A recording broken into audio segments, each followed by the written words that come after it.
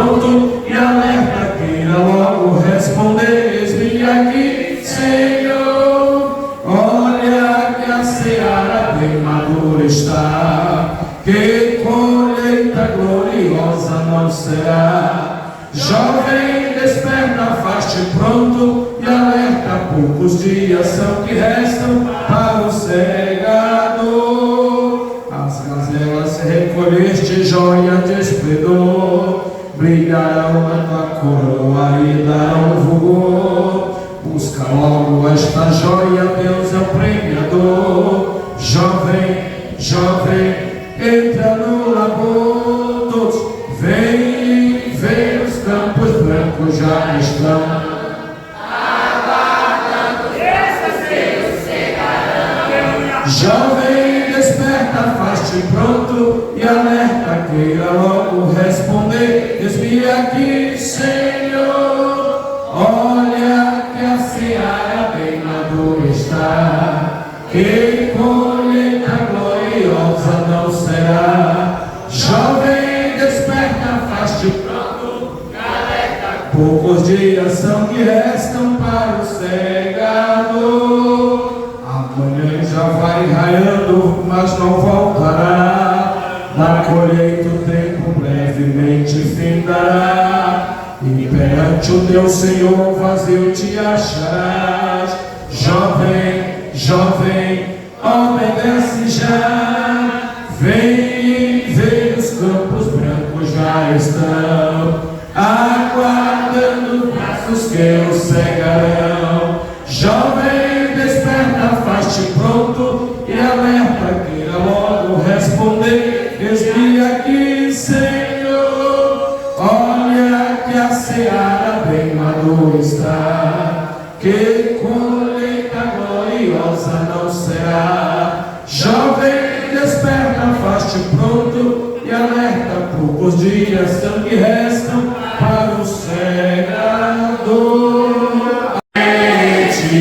Pelejando por Jesus, ser valente, nunca rejeitando a cruz, firme sempre no amor, homem nome do valor, cheio do Consolador, ser valente.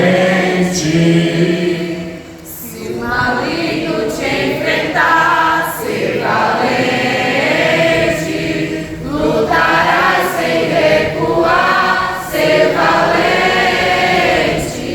Seja aqui ou onde for, escudado do Senhor, mostrarás o teu valor, ser valente.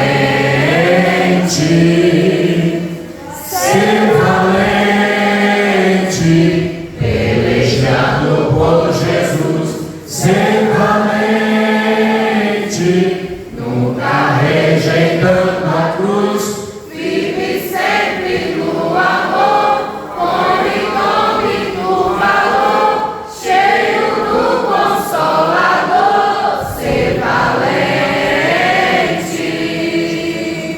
Com poder, ser valente.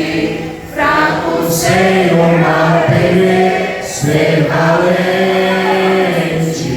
Aos caídos em redor, manifesta-lhes o amor e serás um vencedor, ser valente. Todos, ser valente, pelejando por Jesus, ser valente, nunca rejeitando a cruz, firme sempre no amor, com em nome do valor, cheio do Consolador, ser valente. O Evangelho a proclamar, ser valente. No Brasil, em terra ou mar, ser valente. Tua vida enobrecer, sempre com Jesus viver, e a ti também vencer, ser valente. Louvado seja Deus. Aleluia, Jesus. Aleluia. Glórias a Deus. Amém, igreja? Todos encontraram? Como purificará o jovem o seu caminho, observando-o conforme a tua palavra? De todo o meu coração te busquei, não me deixe desviar dos teus mandamentos. Escondi a tua palavra no meu coração, para eu não pecar contra ti. Louvado seja Deus. Cumprimento os irmãos com a paz do Senhor. Amém. Isso. Sempre estamos cansados, mas com o coração grato. Ainda não acabou não, viu, pastor? Não. Vocês não receberam nada, minha Deus. O que Deus tem para vocês são grandes. Grande, grande, grande. Alguém lembra a primeira palavra que foi falada ontem à noite, quando começou o culto? Alguém lembra? Irmã lembra? Apocalipse, capítulo 4. As portas dos céus estão abertas.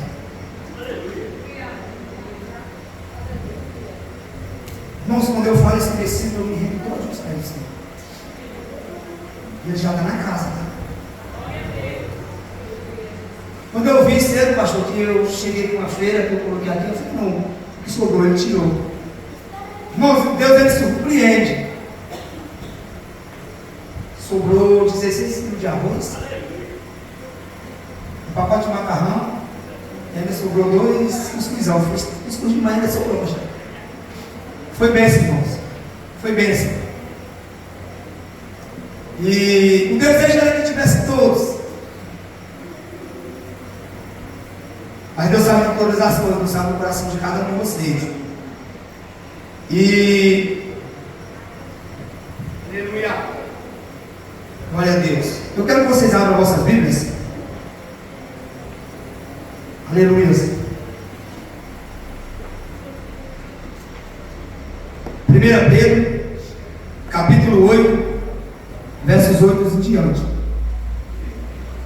A minha tradução está um pouco diferente da de vocês. Mas vocês vão pegar o Michel rapidinho. Aleluia.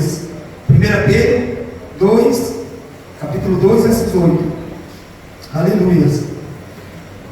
Que se diz assim: pedras e tropeços é rocha que faz cair. Os que não creem tropeçam, porque desobedecem a mensagem, para o que também foram destinados. Vocês, porém, são geração eleita, sacerdócio real, nação santa, povo exclusivo de Deus, para anunciar grandes daqueles que o chamou das trevas para a sua maravilhosa luz. Aleluia. Esse irmão foi o versículo que Deus me deu dentro da, como os meninos falaram, da vanzinha. E eu vinha meditando nele, Deus falava ali, ó. Fala para os meus filhos. Eles são geração eleita. Vocês não entenderam, não. Vocês são geração eleita. Só continuam obedecendo o chamado de vocês. Aleluia.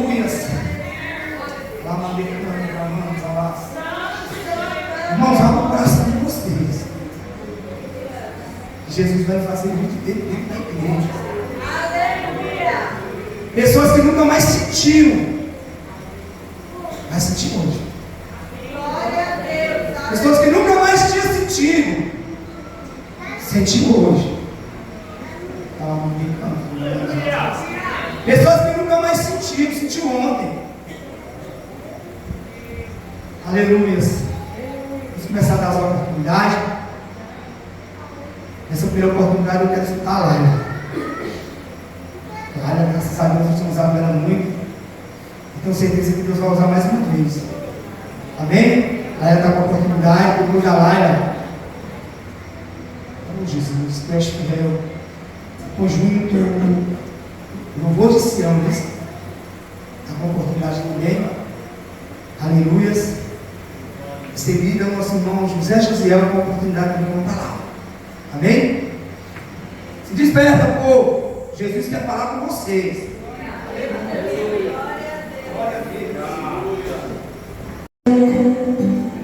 Eu conheço todo o teu sofrer, o teu dilema. E se vai tudo bem, já faz dias que você mora, mas sei que vem tentando conversar, mas não consegue nem comigo falar. Você diz que desistiu, deixou chorar no teu quarto e eu ouvi. Você diz que vai parar, está cansado de errar. Será que Deus me abandonou? Ai, Deus diz assim: te ajudo e te sustento, pois sou eu teu alimento e nada vai faltar. Pois sou eu quem te dá força, recebe agora alegria para caminhar. Eu cuido de você nos mínimos detalhes. Eu faço e desfaço só pra te alegrar. Eu abro e fecho a porta no tempo certo. Se for preciso, eu abro mais só pra você passar. Eu cuido de você nos mínimos detalhes. Eu faço e desfaço só pra te alegrar. Eu abro e fecho a porta no tempo certo. Se for preciso, eu abro mais só pra você passar e cantar vitória.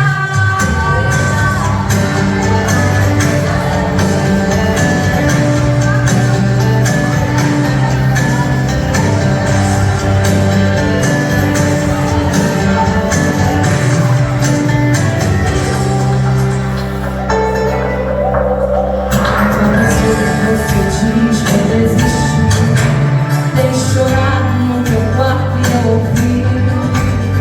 Você diz que vai parar, está pensando em parar. Será que Deus me abandonou?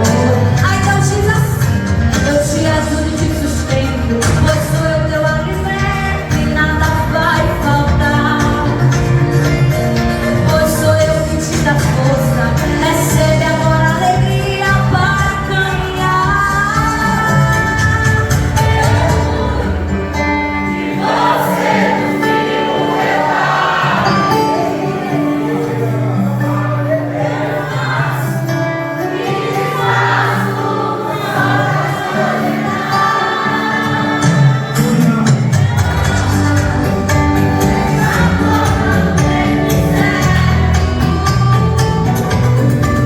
Se for preciso, eu abro mais só pra você passar.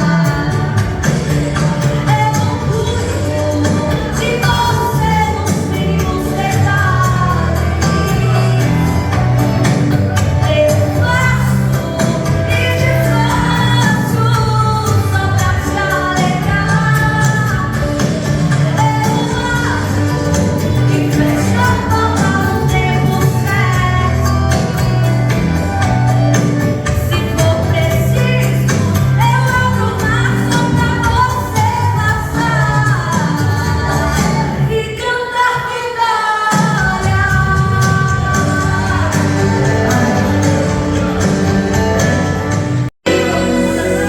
Ver cantando, pensando em todo tempo, foi só alegria. E que nessa vida nunca tive motivos pra chorar.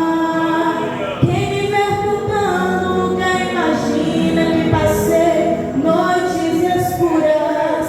Pensa que minha vida foi viver feliz e só cantar. Mas não foi bem assim. O deserto atravessei.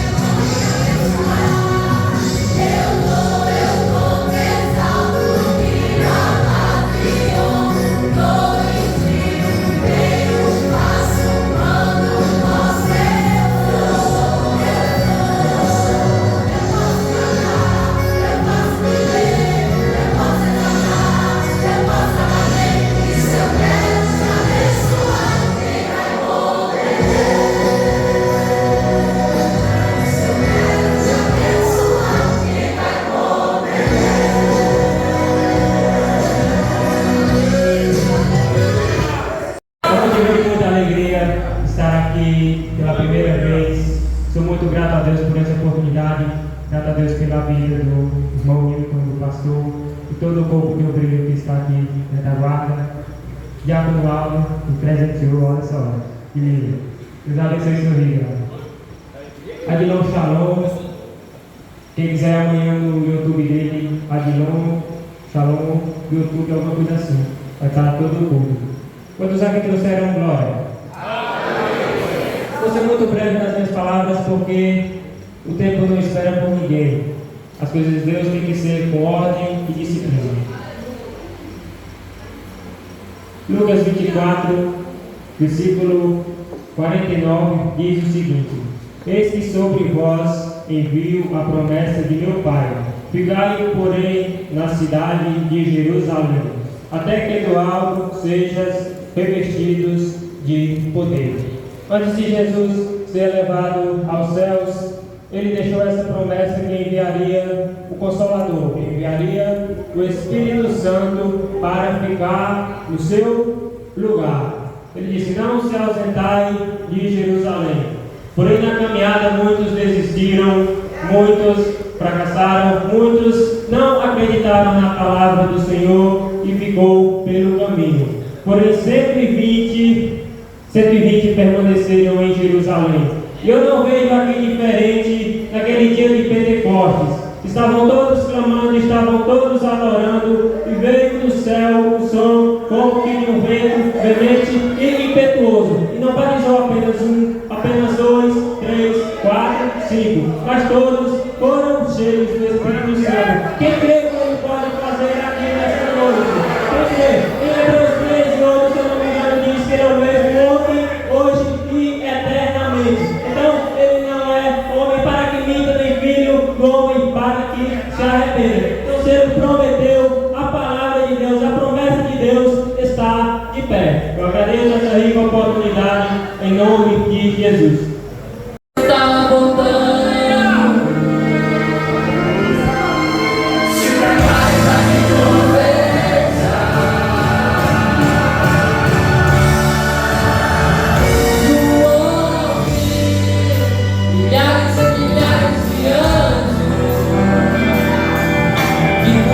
Ao redor do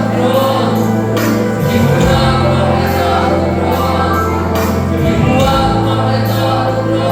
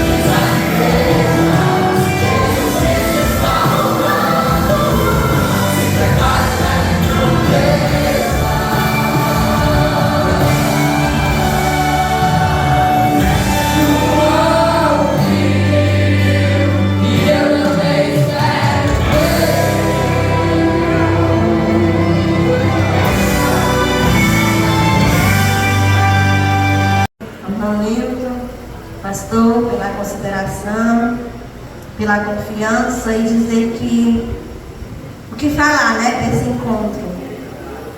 É um encontro que vai ficar marcado nas nossas vidas, né? E graças a Deus que Deus ele trabalha na simplicidade. Eu quero ler aqui no livro de Eclesiastes, no capítulo 12, onde Salomão ele faz uma indagação para o jovem, né? E ele diz assim: lembra do teu Criador nos dias da tua mocidade, antes que cheguem os maus dias, e dirás: não tenho neles prazer. Antes que se escureça o sol, a lua e as estrelas do esplendor da vida, e tornem vir as nuvens depois do alvaceiro. É onde Salomão ele traz uma reflexão neste versículo aqui, principalmente para os jovens, que é na tua mocidade aonde que tu tem que dar o melhor para Deus. É nos teus dias aonde o teu tempo é inteiramente livre para tu dar o melhor. E essa semana nós fazíamos uma visita e eu indagava e dizia para aquele jovem: o que você tem feito com a tua mocidade? Quais os propósitos que você tem tomado para você ter uma vida frutífera? Porque eu dizia ali que às vezes a gente quer colher coisas boas, mas o que a gente tem plantado para colher essas coisas boas? Porque aquilo que a gente planta é o que a gente vai colher. Então, se eu como jovem, eu tenho plantado uma vida perante Deus de adoração, uma vida perante Deus de redenção, de obediência, então, quando eu chegar na idade, eu vou ser também uma senhora que serve a Deus com obediência, porque eu plantei lá no meu início. Mas se eu sou um jovem que não gosta de orar, não gosta de congregar, faz pouco caso das coisas de Deus, será que eu estou plantando um futuro com Deus? Será que eu estou englobado no reino de Deus? Porque muitos até dizem: eu sou evangélico. Mas será que a tua vida realmente as pessoas têm visto que você é evangélico? Ou você não representa o reino de Deus aqui na terra? Aonde as pessoas chegam, olham para você, ela consegue identificar um jovem cristão? Porque nós temos essa incumbência. A Bíblia diz que com os apóstolos, eles queriam dizer que não eram de Jesus, mas a aparência deles dizia: tu és de Jesus. Como aconteceu com Pedro. Será que quando alguém vê nós, alguém consegue dizer: ali vai um servo do Senhor, ali vai um jovem do Senhor? E mais do que nunca, jovem, é tempo de você pensar o que você tem plantado hoje para você colher amanhã. Porque se você tem vivido uma vida só de desânimo, uma vida só de preguiça, uma vida só de desleixo, pode ter certeza que você também vai ser um adulto desleixado, um adulto que não tem ânimo de buscar a Deus. Mas quando você começa a enraizar, você começa a dizer: eu estou com Deus, porque eu amo Deus, eu estou com Deus, não porque o meu líder força, mas eu vim, porque eu conheço o Deus que eu quero para a minha vida. E aqui ele faz uma indagação: lembra-te do teu Criador, porque vai ter dias que você vai olhar e vai dizer: quem me dera, se no meu tempo de jovem, quantas consagrações eu perdi por negligência, quantos trabalhos teve e eu não estive por negligência. Sabe por quê? Porque Deus, Ele conhece. Muitas das vezes a gente fala: eu não vou porque não dá. Mas se for para qualquer outra coisa, nós fazemos um jeito, nós fazemos qualquer coisa, antecipamos até as coisas, e dá para nós estarmos naquele lugar. E por que com Deus, que te criou, que te formou, você não tem dado o seu melhor? Porque quando Deus nos escolheu, Ele nos escolheu com um propósito, para dar o nosso melhor para Ele. E tenho certeza, jovens, que tem muitos de vocês aqui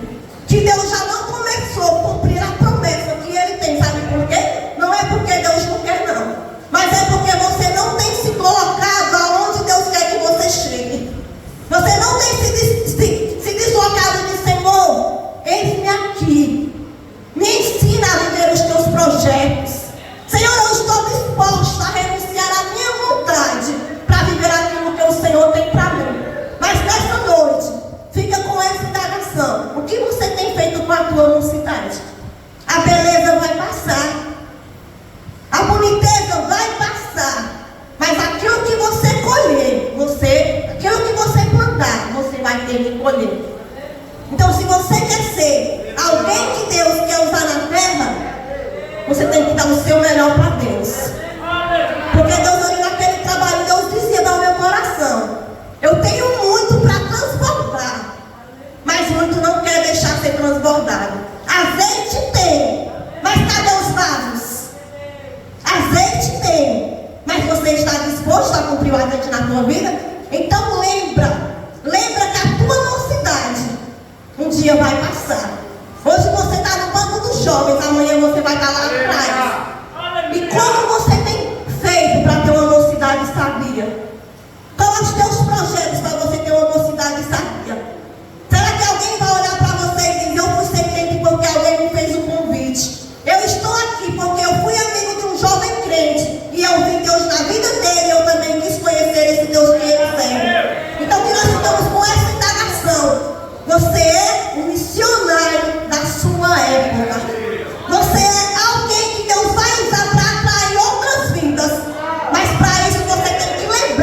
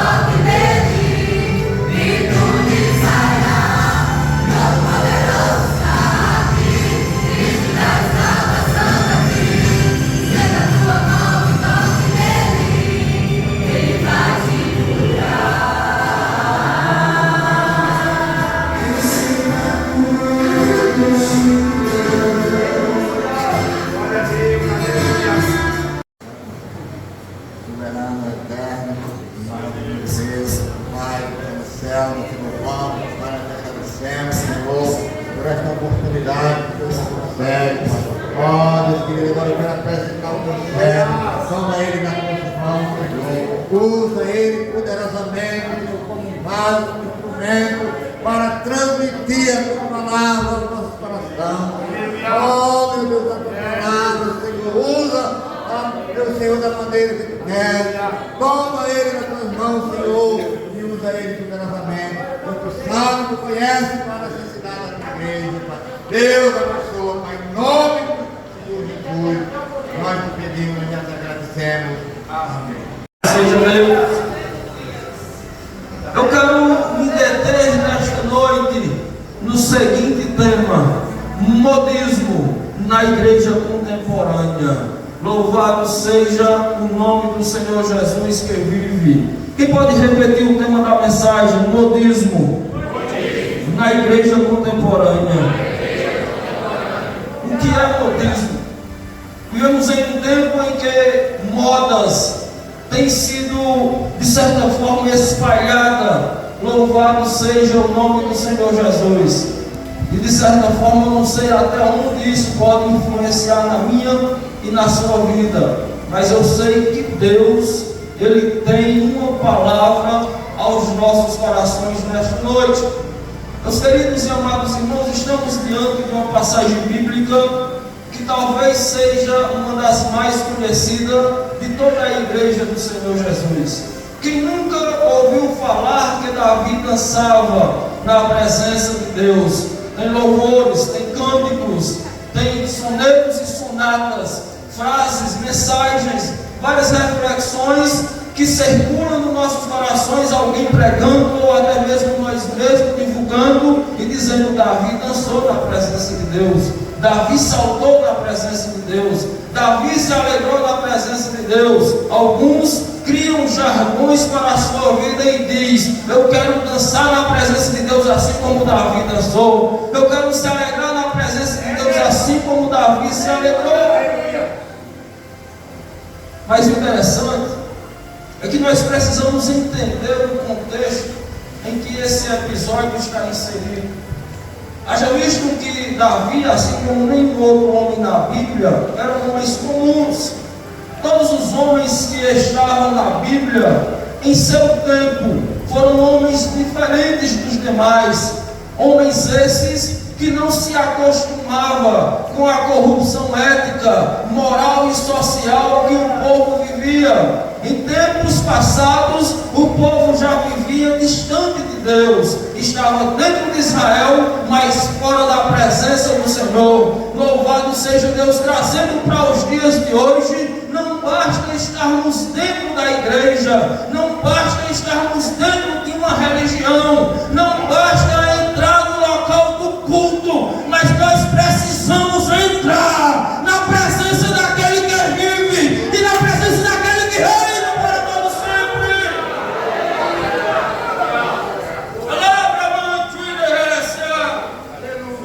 Entrar na igreja é a coisa mais simples. Nos tempos de Davi não era diferente. Muitos eram judeus, mas poucos eram adoradores. Davi, ele viveu em um tempo em que as pessoas se acostumaram a andar sem a presença de Deus. Como assim, pregador? Parece até uma heresia. Como é que um judeu que conhecia a Deus desde a sua nascença, desde a sua criação, poderia andar distante do Senhor? Era a coisa mais fácil nesse tempo, o povo viver longe de Deus. A palavra de Deus nos diz que no tempo do profeta Eli, a profecia era escassa e não havia revelação.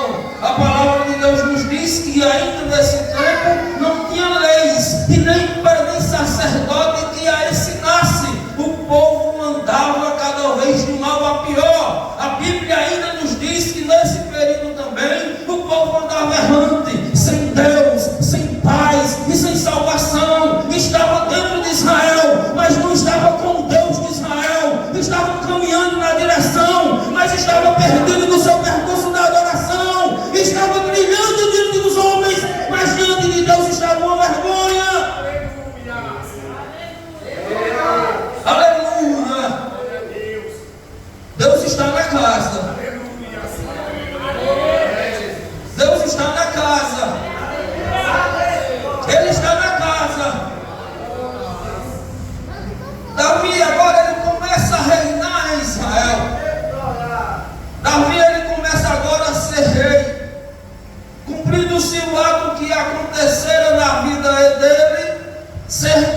de muitos anos atrás, entre 17 e 13 anos.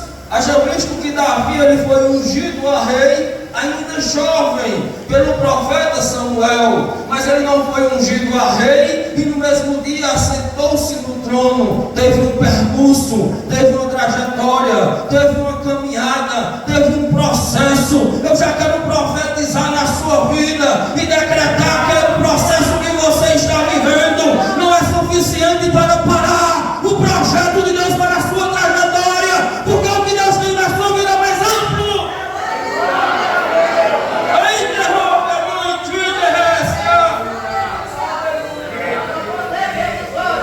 Agora Davi, ele senta-se no trono de Israel e ele sente uma falta, e a falta que ele sentiu, os seus antecessores não sentiu. Esbocete, que era antes de Davi, reinou 6 anos e não sentiu essa falta. Esbocete, filho de Saul, Saul reinou 40 anos e não sentiu essa falta. Samuel governou Israel por 12 anos e também não sentiu essa falta. O próprio Eli já vivia distanciado dessa presença. Qual é a falta que você está falando, pregador? A falta da Arca da Aliança, o símbolo máximo da presença de Deus em Israel. Os homens estavam acostumados a andar sem a presença de Deus, estavam acostumados a andar sem a glória de Deus, estavam acostumados a andar sem a direção dos céus, estavam errantes. É por isso que disse o profeta Joel que o campo estava assolado e a terra estava vazia, porque o mosto se acabou, que é o vinho, que é a alegria, o óleo falta, que é a unção do Espírito Santo, e o trigo já não existe mais, que é a palavra de Deus. Quando o vinho, quando a palavra, quando o óleo sai, a igreja fica vazia. O povo estava acostumado sem a presença. Cerca de 70 anos havia se passado desde quando a arca foi levada naquele confronto entre Israel e os filisteus. Que arca é esta, irmão George? Esta arca foi aquela que Moisés viu lá no monte, no capítulo de número 22 do Êxodo. Louvado seja Deus! Quando Deus se revela para Moisés e disse: Moisés, o que tu vistes aqui, desce e faz igual. O que foi que Moisés viu no monte? Moisés viu o santuário celeste, viu o alpendre, viu o átrio, viu o altar, viu o trono da glória, viu a presença de Deus. Tudo que ele viu lá, ele desceu e fez cá. O tabernáculo do Antigo Testamento era apenas uma miniatura, era apenas uma sombra, era apenas uma figura daquilo que nós vamos ver um dia, quando entrarmos em Sião pelas portas. E quando Moisés ele faz a arca tinha alguns utensílios dentro dela. Tinha um vaso de ouro, e dentro desse vaso de ouro tinha o maná. Tinha também dentro da Arca da Aliança as 2 tábuas de pedra, a qual Deus escreveu com o seu próprio dedo os mandamentos de Israel. Dentro da arca também havia uma madeira velha, um cajado que era passado de geração a geração, que alguém olhava e dizia: apenas um pedaço de pau, mas na mão de Arão Deus fez ela florescer, e estava também dentro da arca. O que é que isso significa? Quando eles olhavam para o maná que estava dentro da arca, ele dizia: o nosso Deus é o Deus da provisão. Quando eles olhavam para as pedras que continham as leis, ele dizia: o nosso Deus é o Deus que está no controle de toda a situação. Quando eles olhavam para a vara que havia florescido, eles diziam: Deus é o Deus da providência, não desamparou Israel de sacerdócio. Louvado seja Deus! A arca tinha toda uma simbologia. Quando eles olhavam para elas, eles diziam: Deus está neste lugar. Glória a Deus. Quando eles olhavam para a arca, eles diziam: Deus está conosco. Haja visto que a Bíblia nos narra, no livro do primeiro profeta, no livro do 1 Samuel, que houve uma guerra entre Israel e os filisteus. A Bíblia nos diz que os soldados de Israel eram 3 vezes mais o número dos soldados que tinha no arraial dos filisteus. A palavra nos diz que eles viram uma batalha simples de se enfrentar. Eles viram que iriam vencer os filisteus com a maior facilidade, porque dizia eles: nós estamos em um número maior, vai ser fácil essa peleja. Mas a Bíblia nos conta que quando chegaram lá, foi diferente do que eles pensavam. A Bíblia diz que um soldado filisteu arremessava uma flecha com o seu arco, e a flecha atravessava 1, 2 e 3 soldados israelitas, e eles tombavam. A Bíblia nos diz que um soldado filisteu com a sua lança enfiava em um soldado e passava para outro e transpassava, e assim eles derrubavam de 3 em 3 soldados de Israel. Começaram a perder na batalha, começaram a perder na guerra. Mas alguém tem uma ideia? Qual é a ideia, pregador? Vamos buscar a arca que está lá em Siló, a arca que está na casa de Eli. Quem vai trazer a arca? Os sacerdotes. Quem eram os sacerdotes? Ofni e Finéias, filho de Eli, estavam no santuário, era sacerdote, ministravam no altar, mas não tinha comunhão com Deus no altar. Ministravam no alpendre, mas não tinha comunhão com Deus no alpendre. Tinha um sacerdócio, mas não tinha chamada profética na sua vida. Ei, meu querido, ei, minha irmã, se você nessa noite se encontra tutubiando em 2 caminhos, assim como eram os filhos de Eli, entre para o caminho da providência de Deus, porque Deus tem mais para a sua vida. Não é tempo de vivermos de aparência. Aleluia. Porque diante dos homens é fácil colocarmos uma capa, é fácil colocarmos uma maquiagem, é fácil colocarmos uma vestidura diferente. Mas diante de Deus, que fez os céus e que fez a terra, ninguém anda em corrupção na terra, porque Deus tem compromisso com a sua igreja, e Ele está com o povo seu, zeloso e de boas obras, que estão caminhando para reinar nos céus, juntamente com Cristo. Aleluia. Alguém diz: vamos buscar os sacerdotes. Os sacerdotes vão trazer a presença de Deus. Tem muitos sacerdotes nos dias de hoje que nem ele conhece o que é a presença de Deus. Tem muitas pessoas que estão na casa do Senhor, mas que estão vazias, batendo nas outras. E Deus está dizendo: entrai pelo caminho. Eram sacerdotes, trouxeram a arca, mas não tinham comunhão e nem trouxeram a presença de Deus. A Bíblia nos narra que nesse episódio, quando a arca chega no arraial, foram tanto alvoroço no arraial de Israel, o povo adoraram com tanta força, se alegraram de tal maneira, porque eles diziam: Deus está vindo para a batalha, Deus está vindo para a peleja, agora nós vamos vencer. E foi um estrondo de adoração tão grande que os soldados filisteus disseram um para os outros: agora esforçai-vos e sede homens, porque se nós não vencermos, nós se tornaremos escravos de Israel. Porque parece que o Deus de Israel chegou no arraial dos hebreus. E voltaram para a peleja. E nessa peleja o negócio foi pior, porque morreu todos os soldados, morreu os sacerdotes, morreu todos os homens que estavam de pé. E pegaram um homem da menor tribo de Israel, da tribo de Benjamim, e enviaram para dar a notícia lá em Israel que não tinha mais ninguém vivo. Louvado seja Deus. Eles diziam em seu coração: vamos mandar o menor da menor tribo, da tribo mais fraca, para eles entenderem o quanto nós humilhamos a eles e humilhamos ao seu Deus. Louvado seja o nome do Senhor Jesus. Eu quero só abrir um parênteses, porque não adianta, meus queridos, levantar-se contra alguém que tem uma chamada de Deus.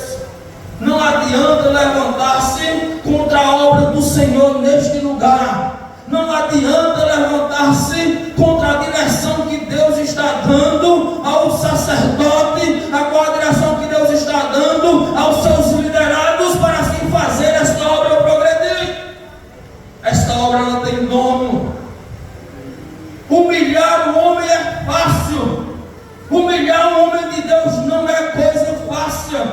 Porque quando você bate em quem tem a mão de Deus estendida sobre ele, você está batendo no Deus dele. A Bíblia nos diz que os filisteus levam a arca e colocam no templo de Dagom. Louvado seja Deus. Enquanto estão no templo de Dagom dizendo: humilhamos o seu Deus, humilhamos Israel, humilhamos o Deus dos hebreus. Louvado seja Deus. Enquanto lá Israel está tendo alvoroço, tristeza, a Bíblia nos diz que quando a notícia chega, ele cai para trás, quebra a cabeça, o pescoço e morre. A sua nora, que estava em trabalho de parto, morre também. Louvado seja Deus. Alguém diz: olha, não se entristeça, porque nasceu um varão na sua casa. Dá um nome que vai honrar a Deus, dá um nome que vai honrar a seu esposo. E ela disse: não, e acabou-te ao nome dessa criança, porque foi-se a glória de Israel. E no último versículo do capítulo ela diz: porque a glória de Deus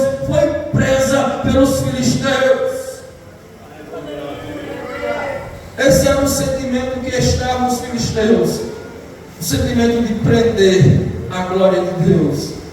Só que a arca, no tempo de Dagom, a Bíblia nos diz que quando acordaram pelo amanhecer, olharam, e Dagom estava caído, prostrado diante da arca. Louvado seja Deus. Talvez alguém pensou: foi apenas um vento, foi apenas alguma coisa que aconteceu, vamos colocar Dagom de pé de novo, porque Dagom é o Deus dos filisteus, Dagom é o grande Deus, Dagom é aquele que deve ser adorado, Dagom é aquele que deve ser exaltado. Assim diziam os filisteus. Mas quando voltaram no dia seguinte, a estátua estava caída de novo, o pescoço estava quebrado, as mãos estavam cortadas no punho, e Deus estava mostrando para eles que só o Senhor é Deus, que só o Senhor é Deus, que só o Senhor é Deus. Se aqui nessa noite tem adoradores de Deus, se coloque de pé para adorar nessa noite. Aleluia! Só o Senhor é Deus. Só que o tempo se passa, meus queridos, e agora Davi é rei. Quando Davi começa a reinar, tinha duas questões pendentes em Israel. A primeira questão pendente em Israel, nós observamos no capítulo 5 do livro em que nós estamos meditando nesta noite. Porque Deus ele deu uma ordem a Abraão no capítulo de número 17 do livro do Gênesis. E Deus ele cita alguns nomes de nação que Abraão, ou que posteriormente a sua descendência, tinha que expelir, tinha que expulsar, tinha que exterminar daquela terra. E Deus ele foi bem claro com uma nação. Quando ele fala a Abraão que os jebuseus, os jebus, tinham que ser expelidos, tinham que ser colocados para fora daquele lugar.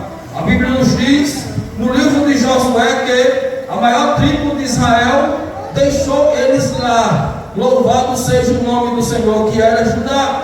Judá nem tampouco quis ficar com a herança, passou para Benjamim. E Benjamim habitou em todo o período dos juízes, junto com os jebus, com a nação a qual Deus havia ordenado a Abraão que não era para estar no meio deles. Se acostumou com os jebus naquele lugar.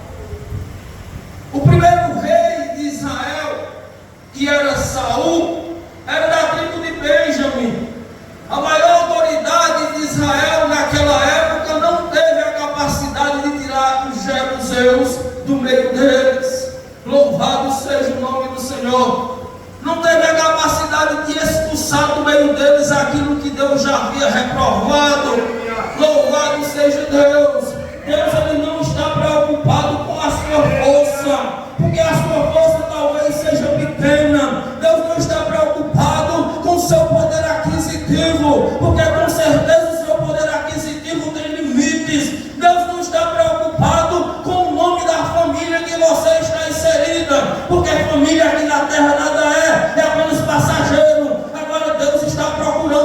noite, jovens, moças, rapazes, varões, obreiros, que tenham atitude na sua presença, que possam dizer: talvez eu sou o menor na casa de meu pai, eu sou apenas um pastor de ovelhas, mas eu me disponho a cumprir aquilo que Deus quer na minha vida.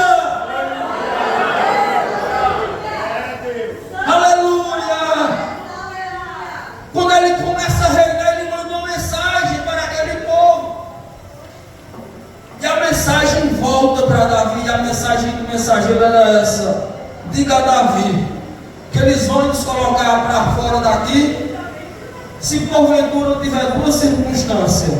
A primeira é se todos nós formos cegos. Essa é a mensagem dos jebuseus para Davi. E a segunda é se todos nós formos aleijados. Sendo assim, eles colocam nós para fora. Por que, pregador? Jebus estava nas altas montanhas. Em todos os lados daquela cidade que era chamada Jesurum, ela conseguia ver os inimigos se aproximar porque estavam no alto da montanha. Quem ousava chegar próximo às muralhas de Jesurum era morto pelos arqueiros com as suas flechas que estavam no muro daquela montanha, protegendo aquela bela cidade. Era uma cidade intransponível, era uma cidade intraspassável, era uma cidade impenetrável. Era mais difícil chegar em Jesurum do que chegar em Jericó. Era mais difícil chegar em Jesurum do que chegar em Ai, do que chegar no meio dos filisteus ou qualquer outra nação do mundo antigo. Louvado seja Deus. Davi olha e diz: se é impossível entrar lá, quando nós entrarmos vai ser impossível alguém nos tirar de lá. Davi sobe com seus valentes, mata os Jebus e muda aquela cidade para ser chamada de Jerusalém. Antes era Jesurum, lugar de maldição. Depois passa a ser Jerusalém, lugar de habitação da paz de Deus. Ele está dizendo: aqui foi motivo de revolta por muitos anos, mas aqui é a habitação de paz agora. Agora aqui é Sião, a cidade de Davi. Louvado seja Deus. Os homens olham para você e podem dizer: ei, você é uma tribulação, você não vai chegar a lugar nenhum. Os homens podem olhar para as lutas que você está passando e dizer: a sua vida é um conflito, a sua vida é um desprezo, a sua vida é uma angústia. Mas vai chegar o tempo em que os homens vão olhar para você e vai dizer: a sua vida é a habitação de paz, a sua vida é a habitação de Deus. Deus está na sua casa, Deus está na sua vida.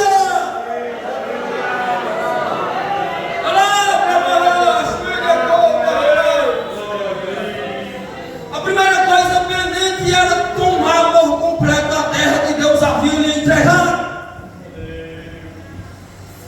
Muitas vezes nós se encontramos como Baraque no tempo de Débora.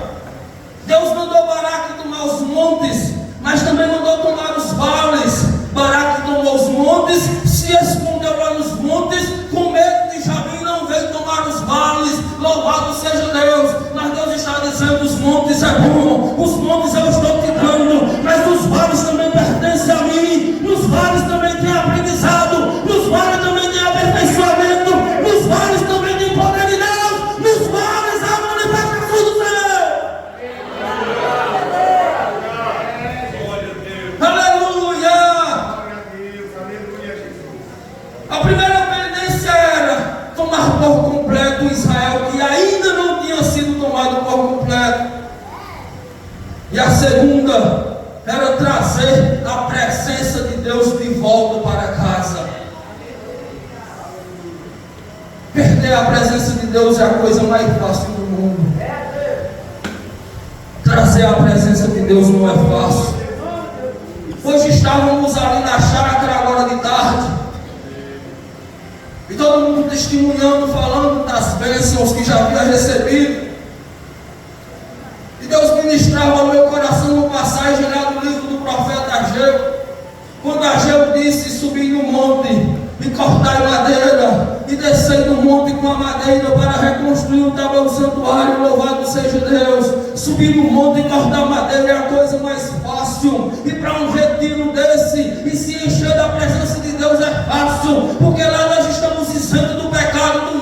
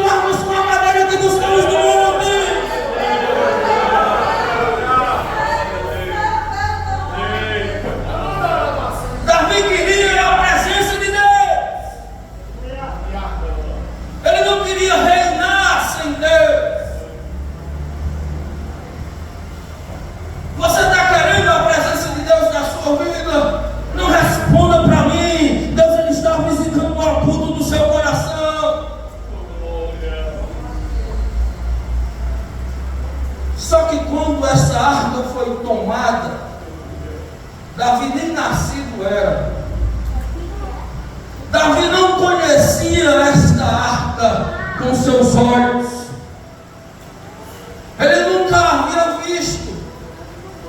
Ele não sabia como era que conduzia a presença, pastor. Ele tinha Deus na vida dele, mas ele não sabia como conduzir a arca, o símbolo maior da presença de Deus. Quando a arca foi levada, talvez nem o pai de Davi, Jessé, havia nascido ainda. Ele não tinha experiência com a arca.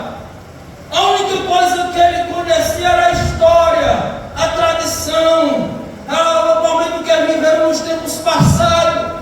É muito lindo eu chegar aqui nessa noite e contar algum relato de Daniel Berg e com Narvigre, quando chegaram aqui no Brasil em 1911. Louvado seja Deus! É muito simples contar uma história de Celina Albuquerque, a primeira mulher a ser batizada com o Espírito Santo. É muito bonito contar a história dos tempos passados, quando a Inglaterra foi incendiada por John Wesley, Jonathan Edwards, Charles Spurgeon e tantos mais outros pregadores. Mas nós precisamos, nos dias de hoje, vivermos esse incêndio chamado presença do Senhor. Nós precisamos, nos dias de hoje, viver esse incêndio chamado glória de Deus na nossa vida.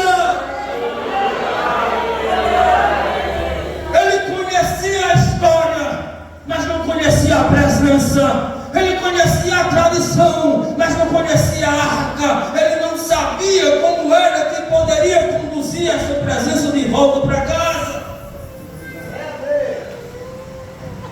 A Bíblia nos diz no texto que nós lemos, no verso de número 3, que Davi ele faz um carro novo.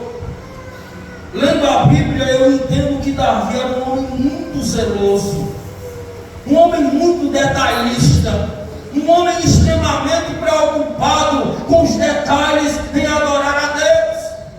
Conhecendo isso, eu entendo que Davi fez a melhor carruagem que existia em seu tempo.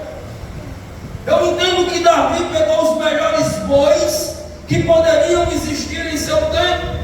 Eu posso deduzir que Davi escolheu o que tinha de melhor para conduzir aquela arca. Louvado seja Deus! E aqui entra no tema da reflexão, o modismo na igreja contemporânea. Porque quem não conhece a presença, inventa moda. Quem não conhece o Deus dos céus, inventa moda. Aí está querendo atrair Deus de qualquer maneira, quer fazer qualquer movimento, copiando o mundo para sustentar jovens dentro da igreja, copiando o mundo para trazer jovens mudando para dentro da igreja, copiando o mundo para não perder o povo e acaba vivendo uma corrupção geral.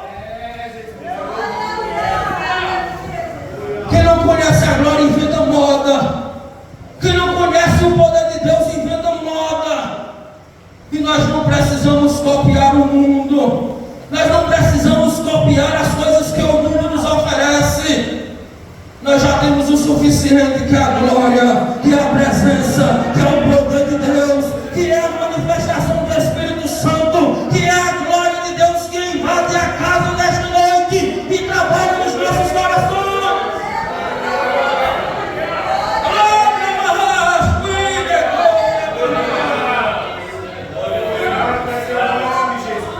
A moda destrói. Eles vinham caminhando, voltando para casa, e alguém toca na arca e morre. Porque quem não conhece a presença quer tocar na glória de Deus. Você pode tocar em qualquer um. Você pode tocar em qualquer pessoa. Agora não ouse tocar na glória de Deus. Não ouse tocar naquilo que Deus está fazendo neste lugar. Não ouse tocar na manifestação dos céus. Porque Deus ele prepara o melhor momento, a melhor circunstância. Ele sabe como agir, ele sabe como tratar. Ele disse na sua palavra: operando eu, quem me impedirá? A diz que Davi ele se entristece e se preocupa e diz: agora, como ou quem poderá trazer a arca de volta para Israel? A história nos diz que Davi ele vai estudar, ele vai pesquisar, ele vai conhecer, ele vai estudar, ele vai buscar de quem conhecia. E alguém diz: olha, rei, não se traz a glória em animais, se traz a glória com sacerdotes. Esses sacerdotes precisam ser da família de Corá. Esses sacerdotes, eles precisam estar descalços, em ato de reverência e humilhação. Esses sacerdotes, eles precisam estar santificados, porque para andar com Deus tem que ser santo. Para andar com Deus não pode ser mundano. Para andar com Deus não pode viver as práticas do mundo. Para andar com Deus não pode copiar as coisas que o mundo oferece. Para andar com Deus não pode copiar o pecado. Para andar com Deus tem que ser santo, lavado e remido do sangue do Cordeiro. Só quem é santo conduz a glória de Deus.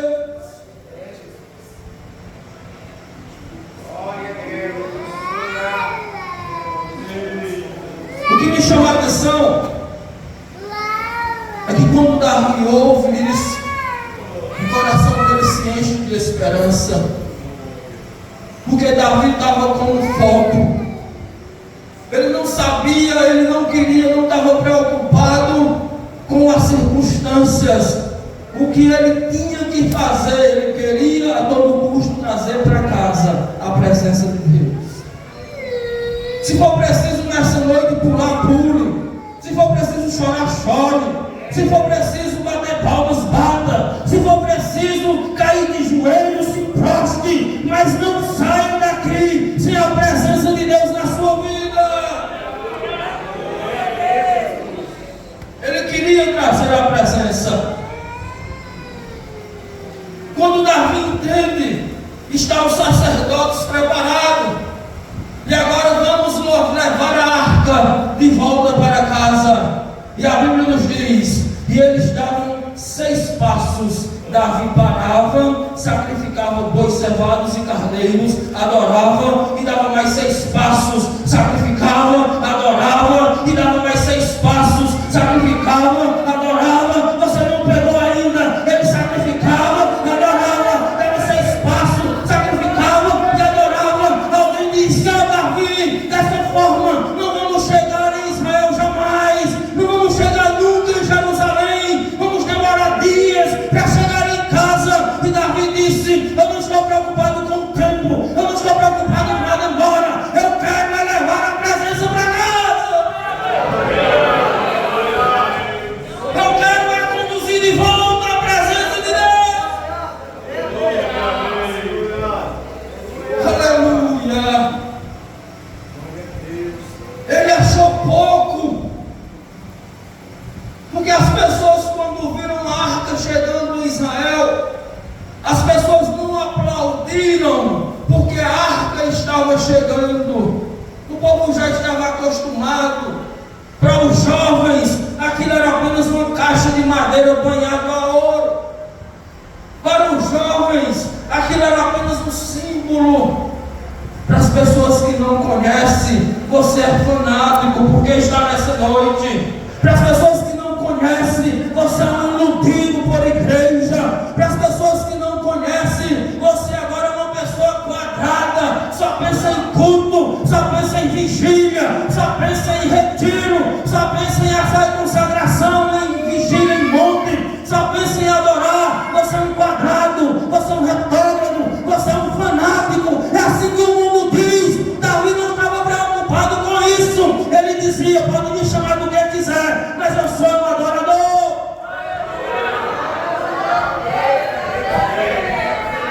Não aplaudiram pela arca, mas aplaudiram quando o rei entrou em Israel.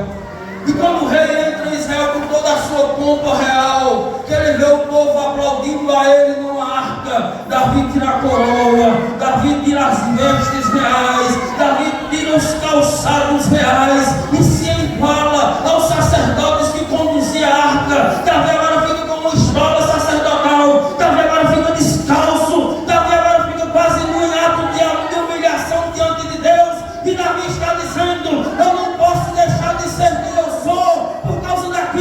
tornei rei, mas eu sou adorador. Eu me tornei líder, mas eu sou adorador. Eu me tornei missionário, mas eu sou adorador. Eu me tornei obreiro, mas eu sou adorador.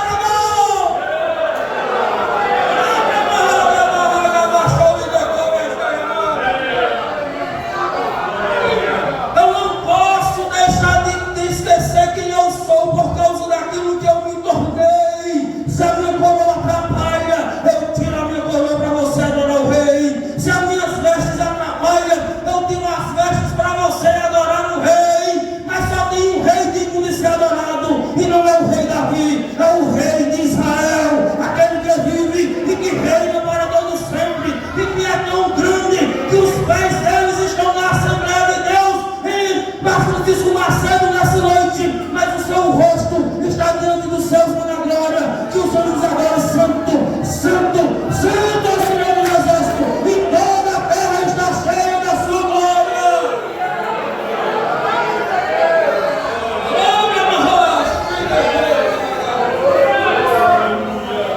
Quando você se preocupa com a aparência, você entra pela moda do mundo, e por tudo que o mundo oferece, você é um adorador. Acima de qualquer coisa, você é um adorador. Você só vai chegar em algum lugar enquanto você for adorador. Você só vai crescer enquanto for adorador. Você só vai ampliar enquanto for adorador.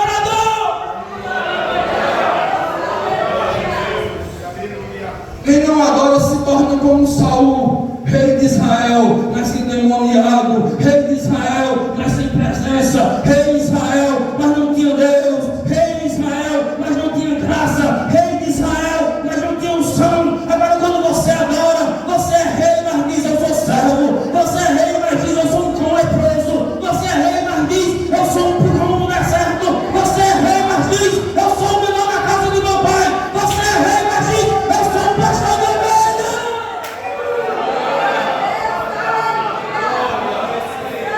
Isabel, não louvar a Deus, minha irmã. Eu não vi na igreja se colocar de pé nessa noite. Aleluia. Você pode até ser rei, mas nunca esqueça que você é um adorador. Você é um adorador. Você é um adorador. Se você adora com prudência e com sabedoria, se você adora com entrega, Deus ele se revela para a sua vida. Aleluia. Feche os seus olhos. Medite junto com a nossa irmã que vai louvar a Deus.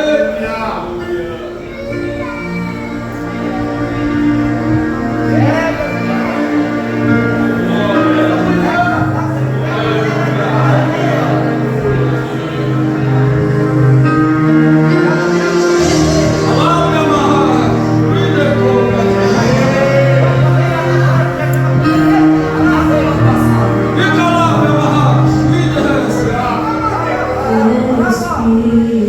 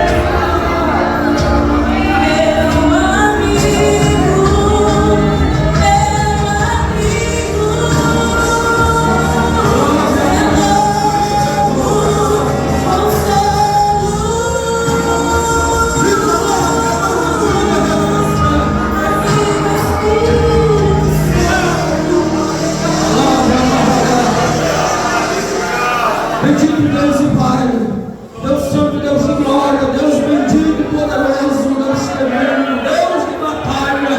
Nessa noite te exaltamos, te glorificamos, te exaltamos e bendizemos o teu nome santo, porque tu és santo, tu és digno, tu és, meu Deus, merecedor da nossa adoração, do nosso louvor, da nossa súplica. E nessa noite, meu Deus, nós te exaltamos e bendizemos o teu nome santo, porque grande é a tua presença no meio do teu povo, Senhor. Assim, meu Deus, cumpra a tua palavra nas nossas vidas, meu Deus, faz notório a manifestação do teu Espírito Santo. É o que eu te peço nesta noite, grande na vitória. Eu te agradeço em nome de Jesus e todos digam amém. Podendo tomar os nossos assentos, louvando e exaltando o nome do Senhor Jesus. Quero mais uma vez louvar a Deus pela vida do nosso pastor Aldo, e também pela vida do presidente da cidade. E quero dizer para os irmãos que sempre que se lembrar de mim, eu estou aqui disponível para atender o chamado de Deus.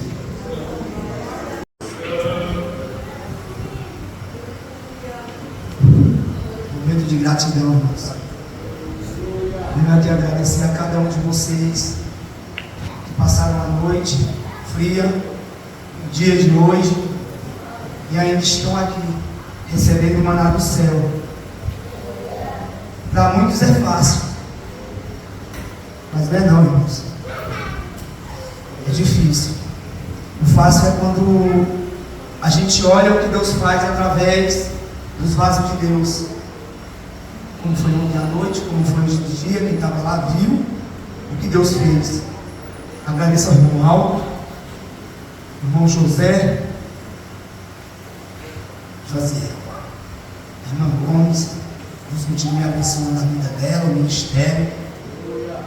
Cada um de vocês de Marcolândia, cada um de vocês da Barra, cada um de vocês do Riacho dos Crentes, e cada um de vocês, ou vocês. Cada um de vocês, os que foram, os que não puderam ir. Muitos irmãos, os que não vai julgam. Eu sou o contrário, eu oro para que Deus toque dentro para eles. Eu não julgo. Porque quem conhece vocês são Deus.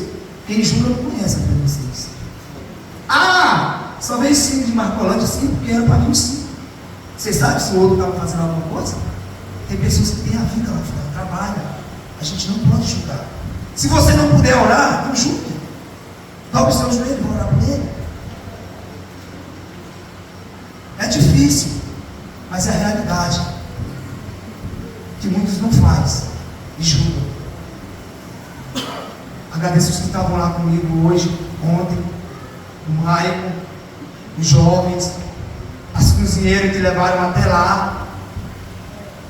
Meu irmão, Deus é na tua vida, viu? Muito. Você nem imagina.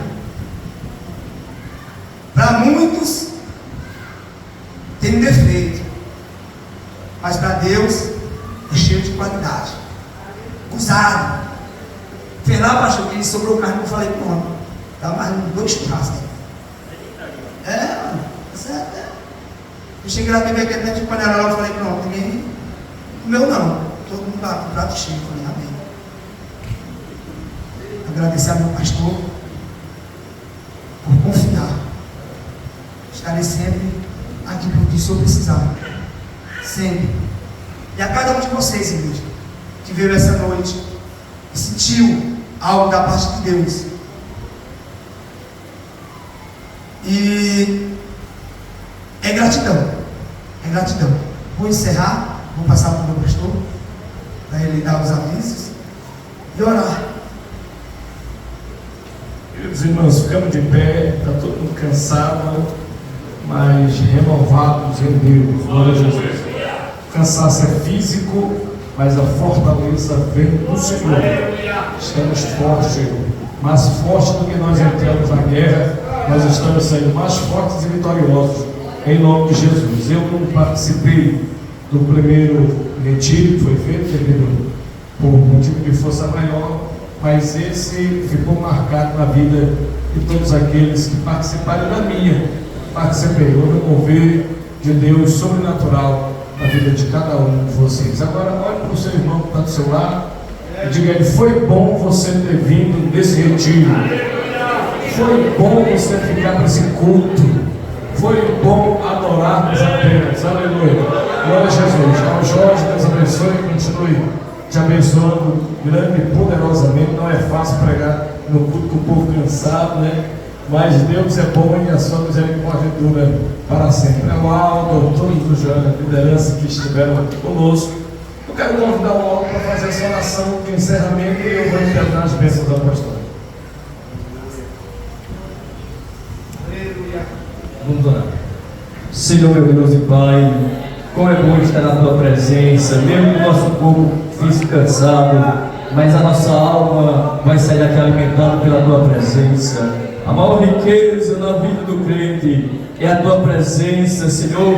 Por isso que Moisés não abriu mão da Tua presença, que essa presença conduz esse povo aos seus lares, que devemos deitar, Senhor, com a Tua presença, acordar com a Tua presença, Senhor. Quem não sentiu a Tua presença, mas o mesmo caminho Tu pode tomar, jovem, com a Tua presença, Pai, porque a Tua presença é que faz a diferença em nossas vidas, Pai. Que devemos se gastar na Tua obra. Deus, levanta uma geração santa, cheia do Teu Espírito Santo, Pai. É o que eu peço nessa oração, Pai. Olha para a nossa geração, quando muitos apontam e diz que essa geração não vai alcançar um grande avivamento, Pai, mas eu creio nas Tuas promessas. Enche, jovem, do Teu Espírito Santo, porque é um jovem cheio, ele faz a diferença, Pai. Toma esta igreja em Tua mão, abençoa esse pastor desta igreja, Pai.